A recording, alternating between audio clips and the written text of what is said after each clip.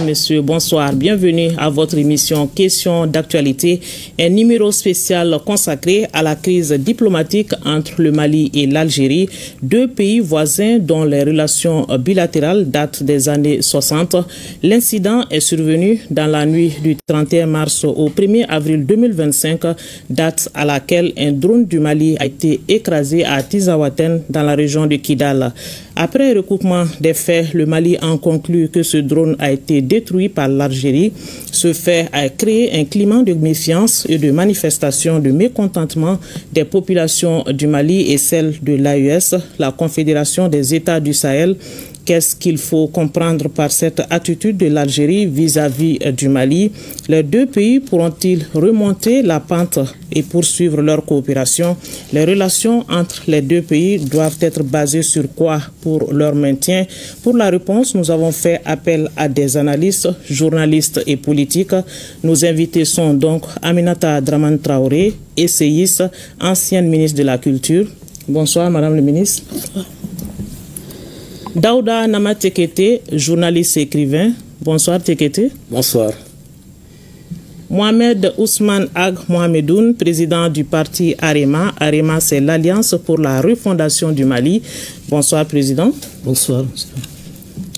Et Cheikh Oumar Diallo, il est spécialiste en relations internationales, jeune leader politique, spécialiste en droit et en politique de développement. Il est cofondateur du mouvement Nouvel Horizon Faso Diossira. Bonsoir, Monsieur Diallo. Bonsoir, Sira. Bienvenue à vous sur ce plateau. Alors, le torchon brûle aujourd'hui entre le Mali et l'Algérie, deux bons voisins depuis les années 60. Je vais commencer par Madame le ministre Aminata Dramane Traoré. Quelle lecture faites-vous de la crise diplomatique entre le Mali et l'Algérie? Je considère que c'est une crise de trop. Elle engendre une situation extrêmement douloureuse. Les Maliens ont le sentiment d'être trahis par un pays frère avec lequel nous avons écrit l'une des pages glorieuses de l'histoire de la libération du continent. Je considère que nous avons mieux à faire ensemble dans un contexte de basculement du monde, de remise en question de l'ordre dominant que nous avons combattu tous ensemble. Donc, je me propose en tout cas de l'inscrire dans ce contexte global-là pour dire jusqu'à quel point nous avons tout à gagner dans l'écoute mutuelle, le respect mutuel et la réconciliation. Et selon vous, qu'est-ce qui explique cette attitude de l'Algérie vis-à-vis du Mali ces derniers temps? Est-ce que c'est de la défiance? Je ne sais pas. Est-ce que c'est une volonté de puissance disons, de la part de l'Algérie? Je crois qu'il y a une sous-traitance de la violence institutionnelle, politique, militaire de la part d'une puissance qui ne renonce pas à l'Afrique. Cette sous-traitance de la violence se vérifie dans beaucoup de domaines. L'une des questions qui m'est chère, c'est la question migratoire, par exemple. Le différent entre l'État algérien et la France, c'est le même de ce point de vue entre l'État algérien et le Mali. Et pourtant, le traitement infligé aux migrants, par exemple, en dit long sur, disons, la manière dont l'Algérie traite les subsahariens. Et on ne peut pas s'empêcher de questionner la dimension raciale de cette affaire-là. Il y a une main derrière? En tout cas, il y a des enjeux. Il y a des enjeux, il y a la nécessité de se positionner dans un monde global en pleine ébullition. Un monde en pleine ébullition. Daouda Nama Tekete, qu'est-ce que vous avez compris après cette destruction du drone malien? Pour comprendre cet acte d'agression de l'Algérie contre notre pays, il faut interroger l'histoire des relations entre les deux pays. Initialement, c'est des pays qui étaient considérés comme en avant-garde du combat des peuples africains pour une souveraineté pleine et entière. Mais au fil du temps, les faits historiques sont là, je crois que nous aurons l'occasion de les évoquer, ont montré que cette évolution des rapports entre nos deux pays a connu des étapes qui ont progressivement révélé l'attitude actuelle de l'Algérie vis-à-vis de notre pays. Et cet acte que moi je qualifie d'agression renvoie à l'insatisfaction d'une attente du gouvernement actuel de l'Algérie vis-à-vis de notre pays. Insatisfaction liée au fait que depuis quelques 4-5 années, le Mali a fait montre d'une volonté de gérer les problèmes internes au Mali à partir du Mali même. Alors qu'en amont, cela avait été toujours fait avec l'implication de l'Algérie. Mais par la suite, nous avons compris qu'avec cette attitude de l'Algérie, et même peu avant, que l'Algérie a voulu faire du Mali sa chasse gardée. Alors, puisque cette attente s'est montrée insatisfaite à partir d'un certain moment, elle a estimé, perdant son contrôle, que c'est en utilisant la violence qu'elle pourra amener le peuple malien, le gouvernement malien, à accéder à sa volonté de faire en sorte que rien au Mali ne soit géré sans l'implication directe de l'Algérie. Alors je pense que le fait de voir ces derniers temps que nous n'allons plus dans ce sens-là, surtout lorsque le 25 janvier 2024, on a mis fin à l'accord d'Alger. Justement, c'est ce que j'allais poser comme question. Oui. Est-ce que l'Algérie serait fâchée après la fin de cet accord? Clairement. Clairement. Parce que depuis que nous avons commencé à négocier la mise en fin de l'agression de certains pays du FIS vis-à-vis de l'État, tous les grands accords qui ont été signés depuis l'accord de Tamanrasset en janvier 1991 jusqu'à l'accord d'Alger en 2015, tout cela s'est fait avec la main de l'Algérie. On a vu ce à quoi ça nous a conduit. Alors c'est pourquoi j'ai estimé que à partir du 26 janvier, quand le président de la transition, Assimi Goïta, a parlé de la création d'un organe qui va gérer la recherche de la paix au Mali, à l'intérieur du Mali, l'Algérie s'est vue un peu écartée. Alors c'est pourquoi moi je n'étais pas très surpris. Je ne m'attendais pas à ce que l'acte d'agression soit tel que ça a été, mais je n'en ai pas été trop surpris.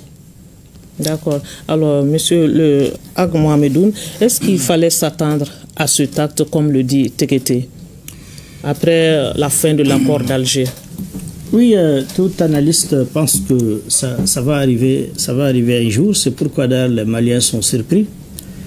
Vous savez, l'Algérie, ce qui est très surprenant, l'Algérie, c'est 132 années de colonisation française, 7 ans et 5 mois de guerre avec la France pour son indépendance, suivi des accords déviants qui ont abouti à un cessez-le-feu, qui a permis l'organisation d'élections qui ont vu Ahmed Ben Bella président.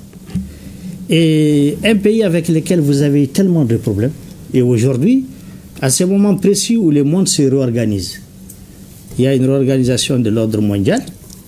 C'est avec votre voisin, votre ami d'hier, votre frère qui était là au moment où seuls vos amis doivent être à vos côtés. Et c'est celui-là aujourd'hui qui devient votre cible et vous vous alliez avec votre ennemi d'hier pour dire que vous faites de la coopération sécuritaire.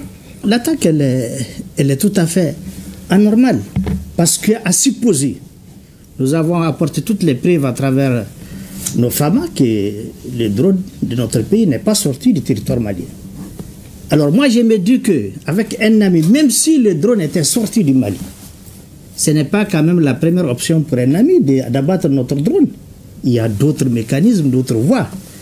Alors tout ça, ça pose des interrogations. Il fallait quelle manière, à votre avis? Il fallait d'abord, dans un premier temps, il y a les voies diplomatiques. Il y a des voies amicales pour dire, écoutez, vous êtes sur notre espace. Et ça permet de bien vérifier si cela est vrai. Mais vous abattez, donc ça ne laisse qu'une seule compréhension, c'est que vous êtes dans l'urgence de protéger quelqu'un. Et c'est quelqu'un, c'est qui? C'est les terroristes en réunion. Donc nous avons compris qu'il fallait une très grande pression, un grand enjeu pour l'Algérie pour agir comme ça. Et cet enjeu, c'est quoi? Il a été vérifié, c'est que les chefs terroristes étaient en réunion. Et ils devaient être abattus d'un moment à l'autre par nos femmes. À quel niveau? À Tinzaouaten? À Tinzaouaten précisément. Donc ça c'est clair, tout le monde l'a compris. Et c'est ce qui est surprenant. Moi personnellement je ne suis pas surpris. Parce qu'en réalité on s'est trompé de penser que l'Algérie est un bon médiateur, un bon négociateur. L'Algérie n'a jamais pu gérer correctement ses propres problèmes. Depuis l'indépendance de l'Algérie, même à l'intérieur d'Algérie est passée de compromission à compromission. jusqu'à fabriquer, contribuer elle-même à fabriquer le terrorisme. Et le seul accord qu'elle a eu, c'est de les transporter au Sahel et travailler avec lui dans tous les domaines interdits. Narcotrafic, terrorisme, prise d'otages et tout le reste. Depuis le FUS qui est devenu armée islamique du Sahel, jusqu'au GIA, jusqu'à l'AIS, jusqu'au dernier GSPC qui a été officiellement déclaré terroriste par certains États, l'Algérie n'est partie que de compromission à compromission, alliant cupidité à comportement véreux. Et aujourd'hui, voilà les résultats. Donc ça ne date pas d'aujourd'hui. Donc je me dis, en réalité, aujourd'hui, l'Algérie a même plus intérêt que le Mali à mettre balle à terre. Parce que les problèmes intérieurs de l'Algérie sont plus colossaux que les problèmes du Mali aujourd'hui. Parce que le danger pour l'Algérie, c'est que jusqu'à maintenant, leur population continue à comprendre. Quand la population comprend ce que les régimes, parce qu'il y a un seul régime algérien qui a essayé d'être reconnaissant envers le Mali, c'est le premier président. D'accord. Lui, il a vraiment été reconnaissant, il a collaboré. Tous les restes, tous ceux qui ont suivi après, jusqu'au dernier Bouteflika, qui a été le principal fabricant des terroristes avec les généraux de ce pays, jusqu'à ces derniers, ils n'ont travaillé à faire de la duplicité, à jouer avec nous, parce qu'effectivement, ils ont eu leur indépendance pour eux, et nous, ils nous voyaient encore comme une colonie. Donc, selon vous, la rupture date de longtemps. Mais bien sûr, c'est-à-dire que ce qui a aggravé la situation, c'est que c'est seulement avec l'arrivée de la transition qu'on a essayé d'arracher notre souveraineté. Donc, par le passé, l'Algérie ne voyait même pas un État fort à sa frontière. Donc, pour elle, le territoire malien, elle a hérité exactement de la France tout ce qu'elle n'a pas voulu avec la France. Le paternalisme, la condescendance, le manque de respect des voisins, ainsi de suite, c'est ce qu'elle a voulu aujourd'hui appliquer à ses voisins. Malheureusement pour elle, aujourd'hui, l'Algérie doit paniquer parce qu'elle perd tous ses amis en réalité. Elle perd tous ses amis et je ne suis pas surpris si demain les Mauritaniens disent leur ras-le-bol et qu'ils disent que trop c'est trop. Il est temps aujourd'hui que vous arrêtez un peu de nous investir avec ces terroristes-là. D'accord. Alors, l'Algérie pose comme problème, en tant que voisin aujourd'hui au Mali, à votre avis, M. Diallo, quelle est votre appréciation de l'acte qui s'est produit à Tizaouaten? Écoutez, je crois que c'est un acte d'une très grande gravité.